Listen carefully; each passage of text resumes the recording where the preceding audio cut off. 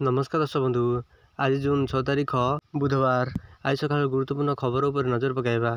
ता पूर्व जदि भिडियोटी को नुआ कर देखुछंती तेबे आम चैनल को सब्सक्राइब करी पाखे आसुଥିବା बेल आइकन को क्लिक करंतु जहाद्वारा आपण सर्वप्रथमे लेटेस्ट न्यूज जानि परिबे।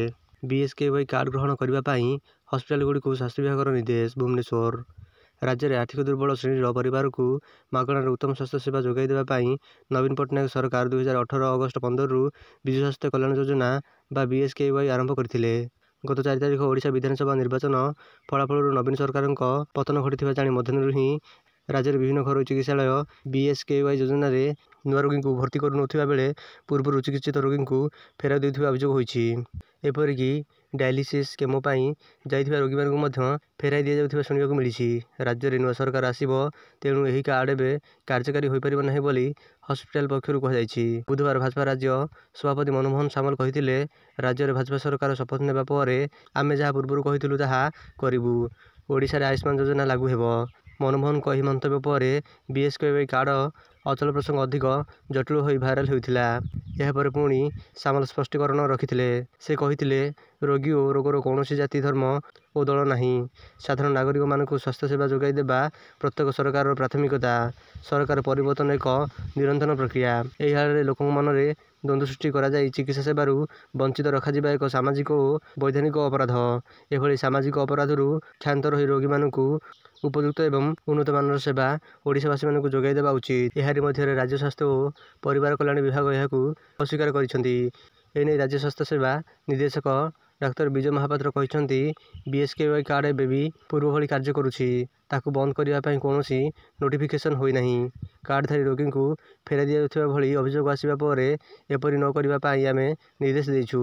जे पर्यंत सरकार पक्षरु कौनसी नोटिस जाई नहीं से पर्यंत बीएसकेवाई कार्ड को ग्रहण करबा पई उक्त हॉस्पिटल गुडी को कहा जाइछि। बीएसकेवाई चालू रही स्वास्थ्य विभाग विजु स्वास्थ्य कल्याण योजना बा बीएसकेवाई कार्ड को नहीं स्वास्थ्य विभाग देइछि गुरुत्वपूर्ण सूचना। बीएसकेवाई चालू रही एवं घरोई हॉस्पिटल सह होइथिबा चुक्ति बा एमओयू बलवत्तर थिबा स्पष्ट करिछि स्वास्थ्य विभाग। जो मानकर कार्ड अछि सेमानकु तालिकाभुक्त हॉस्पिटल गुडी को पूर्व भली चिकित्सा सेवा जोगाई दियंतु बोली विभाग पक्षरु कहा जाइछि। बीजेपी 20 सांसद को दिल्ली डाकरा। शीर्ष नेतृत्व सह गुरुत्वपूर्ण बैठक। भुवनेश्वर सांसद को दिल्ली डाकरा। बीजेपी नवनिर्वाचित सांसद को दिल्ली डाकरा होइछि। एही गत अवसर में आगामी कार्यपंथा नहीं बीजेपी शीर्ष नेता मानकु भेटिबार कार्यक्रम थिबा सूचना रही। 7 वर्ष पर राज्य में हाथी गणना शेष। 2017 तुलन में बढ़ी 164 हाथी। 5 वर्ष में 403 हाथी मृत्यु। 7 वर्ष पर राज्यर 3 दिनिया हाथी गणना एनईपीसीसीएफ पक्षरु सूचना दी जाइछि।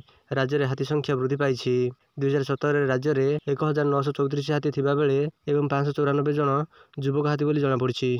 मोदी 3.0 शपथ ग्रहण पाई प्रस्तुति। भूटान श्रीलंका समेत अनेक देशर नेता मानकु निमंत्रण।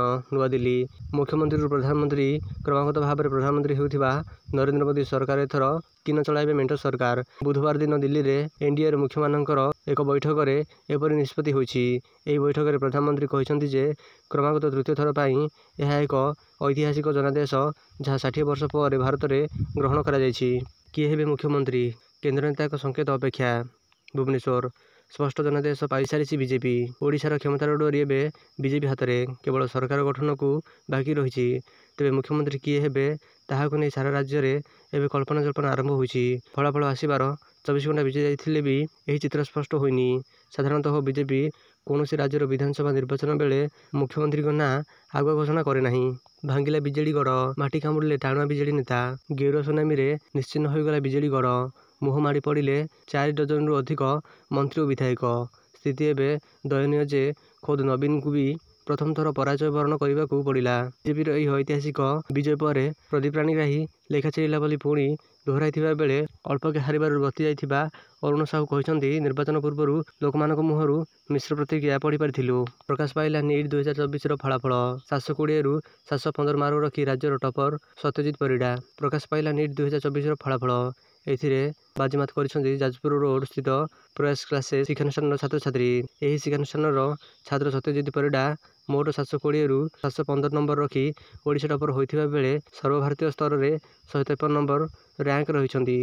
इंस्टाग्राम रु बीजेडी हटाइले पांड्यान परिवर्तन कर लिखिले। भुवनेश्वर सोशल मीडिया आकाउंट इन्स्टाग्रामରୁ कार्तिक पांड्यान ବିଜେଡି ହଟାଇ ଦେଇଛନ୍ତି। ଏହାକୁ ନେଇ ଚର୍ଚ୍ଚା ଜୋର ଧରିଛି। ସେ ତାଙ୍କ ପ୍ରୋଫାଇଲରେ ବିଜେଡିର ସଦସ୍ୟ ଲେଖିଥିବା ବେଳେ ଏହାକୁ ପରିବର୍ତ୍ତନ କରି ନବୀନ ପଟ୍ଟନାୟକଙ୍କ ସହ କାମ କରିବା ଏକ ଆଶୀର୍ବାଦ ବୋଲି ଲେଖିଛନ୍ତି। ଏହା ସହିତ ଓଡ଼ିଶା ମୁଖ୍ୟମନ୍ତ୍ରୀଙ୍କ ସରକାରୀ ୱେବସାଇଟକୁ ପ୍ରୋଫାଇଲରେ ରଖିଛନ୍ତି। କୁଆଡ଼େ ଗଲେ ଭିକେ ପାଣ୍ଡିଆନ? ପାଣ୍ଡିଆନଙ୍କୁ ନେଇ ବିଜେଡିରେ ସବୁ ନୀରବ। ରଣନୀତିକାର ଭିକେ ପାଣ୍ଡିଆନ ସାମ୍ନାକୁ ଆସି ନବନିର୍ବାଚିତ ବିଧାୟକ ଓ ପରାଜିତ ନେତାଙ୍କୁ ସାହସ ଦେଲେ ନବୀନ।